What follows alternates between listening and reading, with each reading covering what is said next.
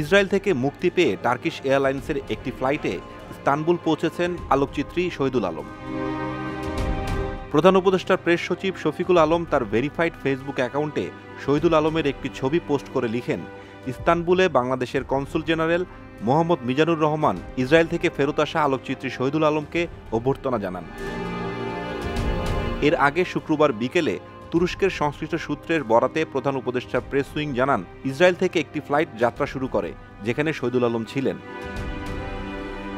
Flight tracker website থেকে দেখা যায় TK6921 ফ্লাইটটি স্থানীয় সময় দুপুর 2:30টার দিকে ইস্তানবুল অবতরণ করে।